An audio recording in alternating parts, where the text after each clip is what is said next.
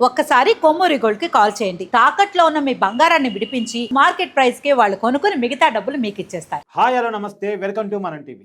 మొత్తానికి జరిగినటువంటి ప్రమాదం మీద సత్తెనపల్లి పర్యటనలో జగన్మోహన్ రెడ్డి గారి కారు కింద సింగయ్య అనేటువంటి 50 ఏళ్ల వృద్ధుడు పడి చనిపోయాడు అనేటువంటి ఇన్సిడెంట్ మీద వైసీపీ అధినేత మాజీ ముఖ్యమంత్రి వైఎస్ జగన్మోహన్ రెడ్డి గారు ట్విట్టర్ వేదికగా స్పందించడం జరిగింది.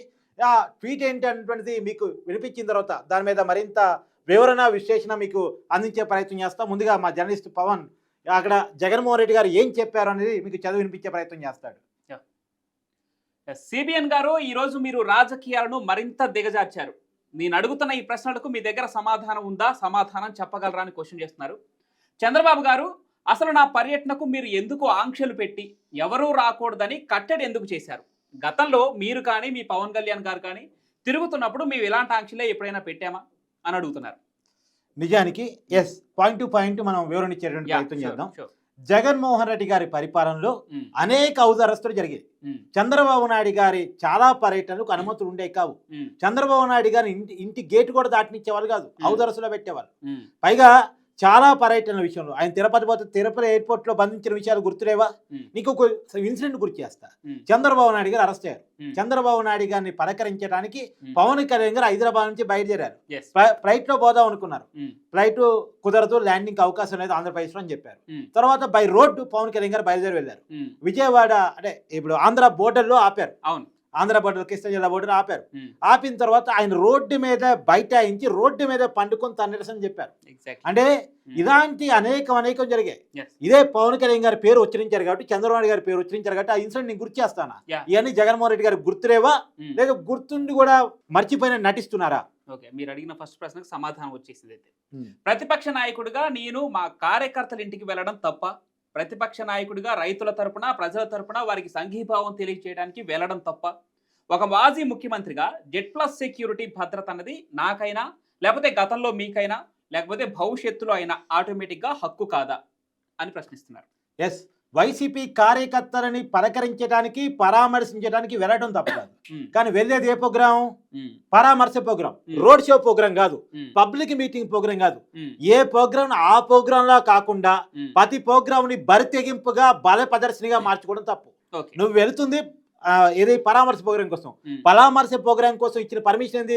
సత్తెనపల్లి ఒక మీకు 11 వెహికల్స్ కన్వాయ్ గా ఉన్నాయి, ఇంకొక 3 వెహికల్స్ తీసుకెళ్ళండి అంటే మొత్తం 14 వెహికల్స్ తీసుకెళ్ళండి. తర్వాత 100 మంది జనాలు తీసుకెళ్ళండి. ఎందుకంటే మీరు వెళ్తున్న రెంటపాలెం అనేటువంటి గ్రామం చాలా ఇరుక్కు రోడ్లతో ఉండేటువంటి గ్రామం, ఒక మారుమూల పల్లెటూరు. అక్కడ రోడ్ల మీద జనం పట్టరు. వేలాది మంది కనుక గుమిగూడితే తొక్కిసలాట జరిగేటువంటి అవకాశం ఉంటుంది, స్టాంపేడ్ జరిగి ప్రమాదాలకు గురయ్యేటువంటి అవకాశం ఉంటుంది. కాబట్టి దయచేసి లిమిటెడ్ నిబంధనలతో కూడిన పరిమితులతో కూడినటువంటి పర్మిషన్ నీకు ఇచ్చినప్పుడు దాన్ని ఉల్లంఘించడం మీ తప్పు కాదా? అది జగన్మోహన్ రెడ్డి గారు స్ట్రైట్ గా ఆన్సర్ చెప్పాలి. దానికి సంబంధించి మళ్ళీ ఒక క్వశ్చన్ కూడా అడిగారు. అంటే మీకు బుద్ధి పుట్టినప్పుడు ఇస్తాం, లేదంటే 3 రానప్పుడు మేము మీకు ఇచ్చిన జెడ్+ కేటగిరీ సెక్యూరిటీ విత్డ్రా చేసుకుంటామంటే అధికారం ఏ ప్రభుత్వానికైనా ఉంటుందని అడుగుతున్నారు. దాంతో పాటే కీలకమైన ఆ మాట కూడా చెప్పే ప్రయత్నం చేద్దాం. జగన్మోహన్ రెడ్డి గారికి ప్రోటోకాల్ వెహికల్ ప్రభుత్వం మంజూరు చేయడం జరిగింది. జగన్మోహన్ రెడ్డి గారు ఆ ప్రోటోకాల్ వెహికల్ నచ్చక నేను ఇంకా కాస్ట్లీ వెహికల్ కొనుక్కుంటానో లేదా నా సొంత వెహికలే వాడుకుంటానో ఉద్దేశంతో ఆయన వెహికల్ కొనుక్కొని దాన్ని ఆయన వాడుకుంటా ఉన్నారు. ఇప్పుడు ఆ వెహికలే నిన్న ప్రమాదానికి గురైనటువంటి వెహికల్. ఆ వెహికల్ జెడ్+ సెక్యూరిటీ ఉన్న ఒక మాజీ ముఖ్యమంత్రి ఎక్కడికైనా వెళ్తున్నప్పుడు ఈ కార్యక్రమంపై తన కార్యాలయం ముందుగానే సమాచారం ఇస్తుంది.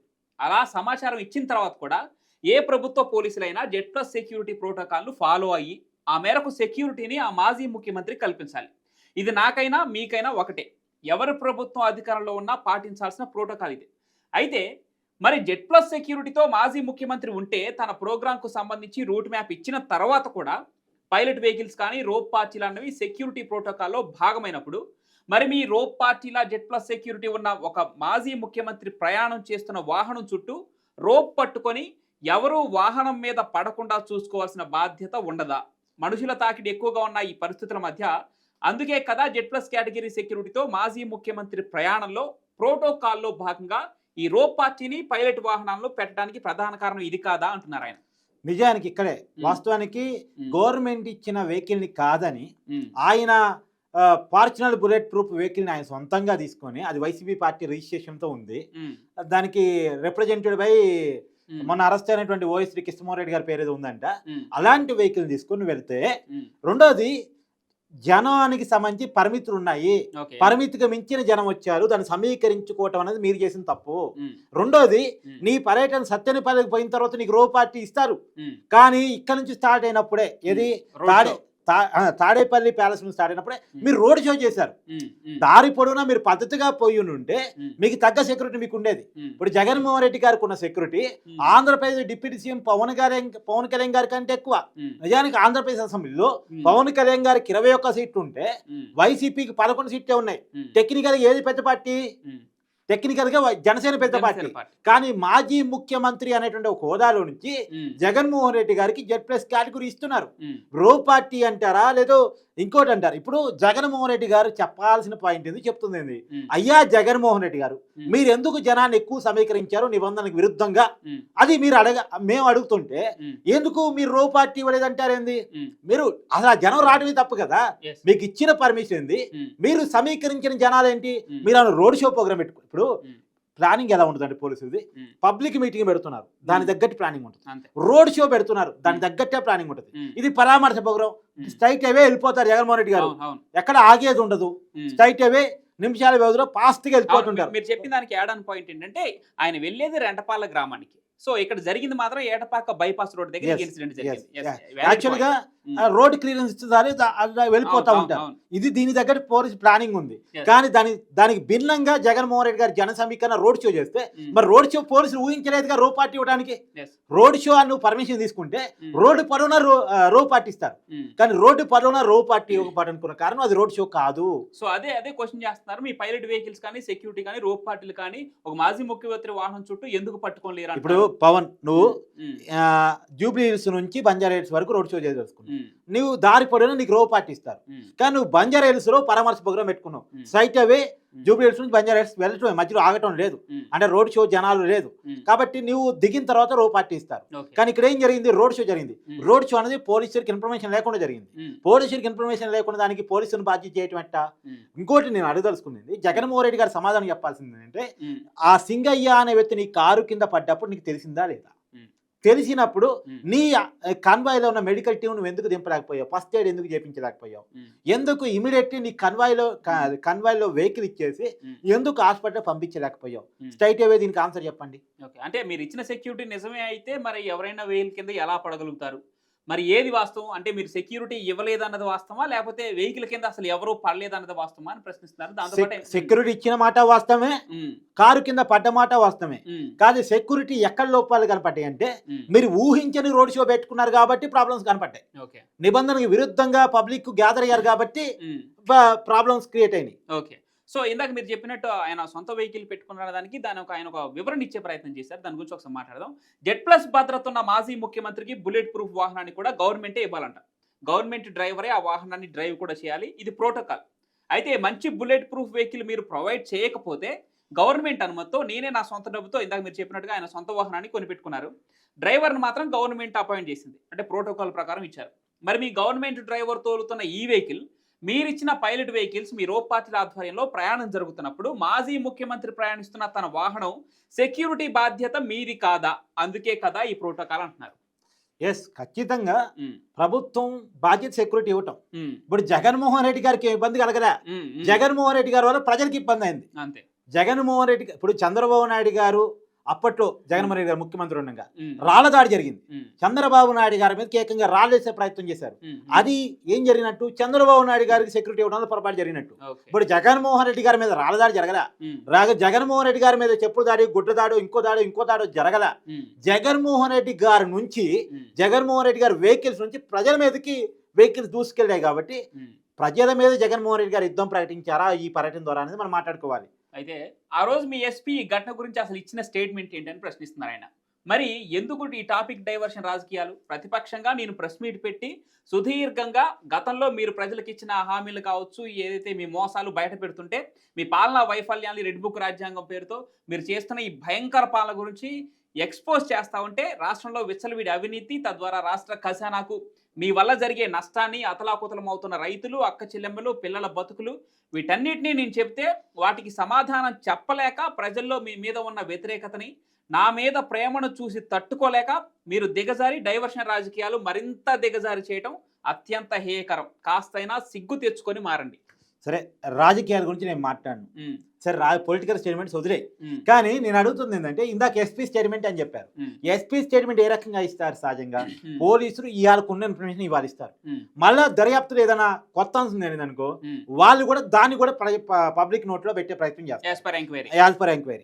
ఆ రోజు జరిగింది ఇప్పటి వరకు అఫీషియల్ గా పోలీసులు చెప్పాలి. ఉమ్, ఉమ్, నాకున్న ఇన్ఫర్మేషన్ ఏంటంటే, ఉమ్, ఆ రోజు ఒక వెహికల్ అట, టాటా సఫారీ వెహికల్ అట, ఏదో ఉమ్, ఉమ్. Tata safari vehicle some number ఆ రోజు పోలీస్ అధికారి ప్రైవేట్ వెహికల్ అని చెప్పేసి ఐపీఎస్ అధికారి చెప్పారు కదా, అవును, అవును. ఆ వెహికల్ పోయి నేనే గుద్దాను సింగయ్య అని చెప్పేసి పోయి పోలీస్ స్టేషన్ ముందు లొంగిపోయాడు. ఉమ్, సో ఎవరో వచ్చి నేనే గుద్దాను అంటే పోలీసులు కొంత సహజంగా నమ్ముతారు కదా. ఉమ్, జగన్మోహన్ రెడ్డి కాన్వాయ్ ఏదో తొక్కిచ్చింది అన్న విషయాన్ని అంత ఈజీగా పోలీసులు నమ్మరు. ఉమ్. పైగా ప్రైవేట్ వెహికల్ తో నేనే పోయి గుద్దానంటే అదే నమ్మడానికి అవకాశం ఉంది. అవును. సో ఒక వ్యక్తి వచ్చి లొంగిపోయాడు కాబట్టి ఉమ్, ఇతనే గుద్దుంటాడు అనే దాంట్లో నుంచి ఆ ఎస్పీ దానికి కంక్లూజన్కి వచ్చాడు. ఉమ్, అప్పటికి కంక్లూజన్కి రాలి. ఆ రోజుకున్న ఇన్ఫర్మేషన్ ప్రజల ముందు పెట్టి ఉమ్, దీని మీద డెప్త్ గా ఇన్వెస్టిగేషన్ చేస్తున్నామని చెప్పారు. ఓకే. ఆ డెప్త్ ఇన్వెస్టిగేషన్ లో ఈ వీడియోలు అన్ని బయటకు రావడం జరిగింది. ఆ డ్రోన్ విజువల్స్, అక్కడ ఉన్న మొబైల్ కెమెరా విజువల్స్, ఉమ్, రకరకాల విజువల్స్ తీసుకున్నప్పుడు ఈ విజువల్ బయటకు రావడం జరిగింది. ఓకే. ఇప్పుడు జగన్మోహన్ రెడ్డి గారు చెప్పాల్సింది ఏంటంటే, ఉమ్, ఆయన పోలీసులు అంటున్నారు కదా, ఉమ్, జగన్మోహన్ రెడ్డి గారు కూడా ఆయనే కదా అక్కడ ప్రత్యక్ష సాక్షి, ఆయన కూడా విషయం తెలిసి ఉండొచ్చు కదా. ఉమ్, తన కారు కింద మనిషి పడ్డాడా లేదా క్లియర్ గా చెప్పని సరిపోయింది. ఉమ్, నా కారు కింద పర్లేదు అని చెప్పను. పోనీ ఉమ్, ఇప్పుడు పర్లేదు అనుకో, ఉమ్, నా కారు కింద అసలు మనిషే పర్లేదు, ఉమ్, సింగయ్య అనే వ్యక్తి ఎవరో తెలియదు, అసలు నా ప్రోగ్రాంకే రాలేదని చెప్పాను. ఉమ్. పోనీ అదని చెప్పాను. ఎంత దారుణం అంటే, ఉమ్, కారు కింద పడ్డ వ్యక్తిని ఉమ్, పక్కన తీసిపోయి పొదల్లో వదిలేశారబ్బా. ఓకే. చెట్ట పొదల్లో వదిలేశారు. ఉమ్, అంటే మనిషి అనుకున్నారా, ఇంకేమనుకున్నారు? జగన్మోహన్ రెడ్డి గారు ప్రాణం ఏదానో, ఉమ్. సింగయ్య ప్రాణం కూడా అలానేగా. అయితే దానికే సమాధానం చెప్పే ప్రయత్నం చేశారు. ఆయన ట్వీట్ లో మెన్షన్ చేశారు. ఒకసారి మీకు చదివి వినిపిస్తా. ఒకటి మాత్రం నిజమంట, నేను సత్తెనపల్లి నియోజకవర్గం రెంటపాల గ్రామానికి చేరి తిరిగి వచ్చేటప్పుడు ఈ దురదృష్టకర ఘటన జరిగిందని మా పార్టీ నాయకులు నా దృష్టికి తీసుకొచ్చారు. వెంటనే ప్రతిపాడు మా పార్టీ ఇన్ఛార్జ్ బాలసాని కిరణ్, ఆ తర్వాత మాజీ మంత్రి అంబటి రాంబాబు ఇలాంటి వాళ్ళ నాయకుల్ని ఆసుపత్రికి చేరుకున్నారు కూడా ఆయన చెప్పారంట జగన్కి. వెంటనే నేను స్పందించి మరుసటి రోజు కూడా ఆ కుటుంబం దగ్గరకు వెళ్ళాలని, ఆ కష్టంలో ఉన్న కుటుంబాన్ని ఆదుకోవాలని, 10 లక్షల రూపాయల వరకు ఆర్థిక సాయం చేయాలని కూడా ఆదేశాలు ఇచ్చారంట. ఒక మనిషి కోల్పోయిన తర్వాత ఆ కుటుంబం పట్ల చేతనైనంత మేర తన బాధ్యతను మేము నిర్వర్తించాం. అంటే మా బాధ్యతను మేము నిర్వర్తించాం. అందులో కూడా మరణించిన ఆ వ్యక్తి మా మనిషి, మమ్మల్ని అభిమానించే వ్యక్తి అయినప్పుడు ఆ బాధ్యత మరింత రెట్టింపు అవుతుంది.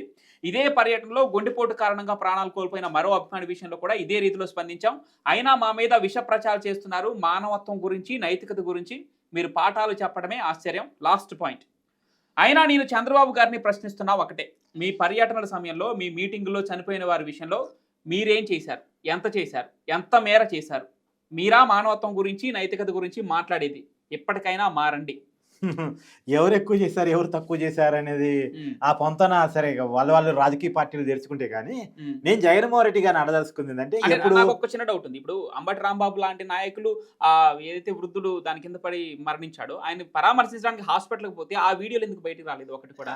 అసలు పరామర్శించుంటాడా డౌట్ నాకు. ఇది- కరెక్ట్ రాజకీయ అదే కదా. Valid point. అయితే సరే, ఆ వీడియోస్ ఎందుకు రాలేదు? పోనీ జగన్మోహన్ రెడ్డి గారు తర్వాత రోజు మాట్లాడారు కదా, ప్రెస్ మీట్ పెట్టారు కదా, చెవిరెడ్డి భాస్కర్ రెడ్డి అరెస్ట్ని ఖండిస్తూ పెట్టాడు కదా. అమాయకుడైన చెవిరెడ్డి భాస్కర్ రెడ్డిని అక్రమ కేసులు పెట్టి అరెస్ట్ చేశానని పెట్టారు కదా. ఆ రోజు జగన్మోహన్ రెడ్డి గారు తన పర్యటనలో చనిపోయినటువంటి 2 కార్యకర్తలు కనీసం సంతాపాన్ని ఎందుకు ప్రకటించలేదు? ఆ కుటుంబాలతో కనీసం ఫోన్ చేసి మాట్లాడే ప్రయత్నం ఎందుకు చేయలేదు జగన్మోహన్ రెడ్డి గారు? ఇక్కడ కూడా నేను ఫోన్ చేసి మాట్లాడని చెప్పలేదు కదా కార్యకర్త ఆ కుటుంబాలతోటి. ఆ కుటుంబాన్ని ఓదార్చే ప్రయత్నం ఎందుకని చేయలేదు? ఇప్పుడు జగన్మోహన్ రెడ్డి గారు 1 సంవత్సరం క్రితం 2024 జూన్ 9న చనిపోయిన నాగమల్లేశ్వరరావు యొక్క కాంస్య విగ్రహాన్ని ఆవిష్కరించడానికి జూన్ 17, 2025లో వెళ్ళారు. 2025లో వెళ్ళారు. అంటే 1 సంవత్సరం దాటిపోయిన తర్వాత వెళ్ళారు. అలాంటి జగన్మోహన్ రెడ్డి గారు సింగయ్య కుటుంబాన్ని పరామర్శించడానికి 2026 జూన్లో ఏమైనా వెళ్తారా? తర్వాత అయితే సమ్ రెడ్డి, జయవర్ధన్ రెడ్డి ఎవరైతే గుండెపోటులో చనిపోయారో ఆ కుటుంబంతో 2027 జూన్లో మాట్లాడతారా? అంటే ఎప్పుడు 3 ఇందాకేదో అన్నారు కదా, 3 వచ్చినప్పుడు మీరు సెక్యూరిటీ ఇస్తారు, 3 లేనప్పుడు సెక్యూరిటీ తగ్గిస్తారని. అంటే జగన్మోహన్ రెడ్డి గారు ఒక కుటుంబాన్ని పరామర్శించాలంటే ఆయనకైనా 3 రావాలా? అంటే జగన్మోహన్ రెడ్డి గారు సమాధానం చెప్పాల్సింది. ఇప్పుడు యాస్థితిగా జగన్మోహన్ రెడ్డి గారు ఒక విషయాన్ని అయితే ఒప్పుకున్నారు, అవును జరిగింది, కాకపోతే ఆ విషయం తర్వాత సత్యనారాయణ నుంచి రిటర్న్ వస్తుంటే నాకు తెలిసిందే అన్నారు. నేను ఇందాక నుంచి అదే మొత్తుకుంటున్నా. జగన్మోహన్ రెడ్డి గారికి ఆ క్షణం తెలియకపోవచ్చు, ఆ గంట తెలియకపోవచ్చు, ఆ పూట తెలియకపోవచ్చు, ఆ ఎండ్ ఆఫ్ ది డే కన్నా తెలిసి ఉంటుందిగా. వాస్తవానికి ఆ వీడియోలో అయితే జగన్మోహన్ రెడ్డి గారికి అప్పుడే తెలుస్తూ ఉంది, చాలా క్లియర్ తెలుస్తూ ఉంది. కానీ నేనంటూ జగన్మోహన్ రెడ్డి గారు వర్షనే నమ్ముదాం, వైసీపీ నాయకులు వర్షనే నమ్ముదాం. ఆ ఎండ్ ఆఫ్ ది డే తెలిసినప్పుడైనా జగన్మోహన్ రెడ్డి గారు ఉట్టా ముందు ఆ కుటుంబం దగ్గరికి వెళ్ళాలి, హాస్పిటల్ దగ్గరికి వెళ్ళాలిగా, హాస్పిటల్ దగ్గరికి వెళ్ళాలిగా. ఆ వ్యక్తికి ఏ పరిస్థితిలో ఉన్నాడో చూడాలి కదా, ఆ కుటుంబంతో మాట్లాడాలి కదా. పబ్లిక్ చూస్తున్నా కానీ ఆ కుటుంబాన్ని ఓదార్చేసి ఆయన సాయం చేసే చేయాలి కదా. ఒక 1 year క్రితం చనిపోయినటువంటి ఒక వ్యక్తి కాంస్య విగ్రహం అంటే ఆ వ్యక్తి మీద నీకు అంత ప్రేమ ఉన్నప్పుడు అప్పటికప్పుడు ప్రమాదంలో చనిపోయినటువంటి ఆ కుటుంబం మీద ఆ వ్యక్తి మీద నీకు ఎంత ప్రేమ కనపడాలి? ఆ ప్రేమ ఏది మరి? పైగా నా మతం మానవత్వం అని చెప్తారు. నీ మతం మానవత్వమా లేదా? లేదు, నువ్వు చేసిన సాయం ఎంత, కూటమి నాయకులు చేసిన సాయం ఎంత అనేటువంటిది ఇప్పుడు జగన్మోహన్ రెడ్డి గారి మానవత్వం గురించి, మానవ విలువల గురించి, చేసే సాయం గురించి చెల్లినని చెప్తారు, తల్లినడిని చెప్తారు, బాబాయ్ కూతురు సునీతనాడిని చెప్తారు, వైసీపీలో జగన్మోహన్ రెడ్డి గారితో కలిసి జైలు జీవితాన్ని పంచుకున్నాడు అడినా చెప్తారు. అది పోని వాళ్ళు చెప్పే రాజకీయ పరమైనటువంటి స్టేట్మెంట్లో మాటలో నేను మాట్లాడదలుచుకోలేదు, చెప్పదలుచుకోలేదు, కౌంటర్ ఇవ్వదలుచుకోలేదు. కానీ నేను చెప్పదలుచుకునేటువంటి పాయింట్ ఏంటంటే కనీసం మానవత్వం ఎటుపోయింది. జగన్మోహన్ రెడ్డి గారి టీంలోనే ఆయన కాన్వాయ్లోనే ఒక మెడికల్ టీం ఉంటుంది. అప్పటికప్పుడు ఎందుకని వైద్యం జరగలేదు? జగన్మోహన్ రెడ్డి గారు తెలియకుండా ఉండే అవకాశమే లేదు నాకు తెలిసి. ఎందుకంటే వాళ్ళు ఖచ్చితంగా ఫోన్లు ఉంటాయి, టాంగిస్ ఉంటాయి, ఖచ్చితంగా వెనకాల వెహికల్లోనే చూడాలి. కాకపోతే అక్కడ ఆ మనిషి ఎందుకు ఎలా చనిపోయాడు చెప్పిన తర్వాత జగన్మోహన్ రెడ్డి గారు ఇంకా ఏమైనా మాట్లాడతారని చూద్దాం. ఎలా చనిపోయాడంటే వైసీపీ కార్యకర్తలు ఇమీడియట్ గా హాస్పిటల్ తీసుకెళ్ళకపోవటం వల్ల, వైసీపీ కార్యకర్తలు చట్ట పొదల్లో అతను వదిలేయటం వల్ల. ఇప్పుడు జగన్మోహన్ రెడ్డి గారి ప్రాణం జగన్మోహన్ రెడ్డి గారికి ఎంత ఇంపార్టెంటో, సింగయ్య ప్రాణం సింగయ్యకి అంత ఇంపార్టెంట్. జగన్మోహన్ రెడ్డి గారి ప్రాణం జగన్మోహన్ రెడ్డి గారి కుటుంబానికి ఎంత ఇంపార్టెంటో, సింగయ్య ప్రాణం సింగయ్య కుటుంబానికి అంత ఇంపార్టెంట్. ఒక ప్రాణాన్ని అలా చట్ట పొదల్లో వదిలేస్తారా? ఓ ప్రాణాన్ని పక్కన పడేస్తారా? నిజానికి ఇమీడియట్ గా ఫస్ట్ ఎయిడ్ జరిగి ఇమీడియట్ గా వైద్యం జరిగి ఉంటే ఈ సింగయ్య అనే వ్యక్తి చనిపోయేవాడు. ఈ సింగయ్య అనేటువంటి అంటే మళ్ళా చెప్తున్నాను, సింగయ్యది ప్రమాదమే. జగన్మోహన్ రెడ్డి గారు ఏదో కావాలని కార్పెట్ తొక్కిచ్చారని నేను అన్ను డే పొద్దు నుంచి ఇది చెప్తున్నా. కాకపోతే నిర్లక్ష్యం కారణంగా సింగయ్య చనిపోయాడు. నిర్లక్ష్యానికి కారణం జగన్మోహన్ రెడ్డి గారు బాధ్యత వహిస్తున్నారా లేదా? రైట్. మొత్తానికి ఇప్పటికే సోషల్ మీడియాలో సర్క్యులేట్ అవుతున్న వీడియోలతో పాటు 123 రకాల యాంగిల్స్ నుంచి సీసీ కెమెరాల ఫుటేజ్ కూడా పోలీసులు దర్యాప్తులో భాగం చేసుకున్నట్టు తెలుస్తుంది. ఇప్పటికే పలు సెక్షన్ల కింద ఆయనకి నాన్ బెయిలబుల్ సెక్షన్ల కింద కేసులు నమోదయ్యాయి. హోంమంత్రి అనిత ప్రకటించడం జరిగింది.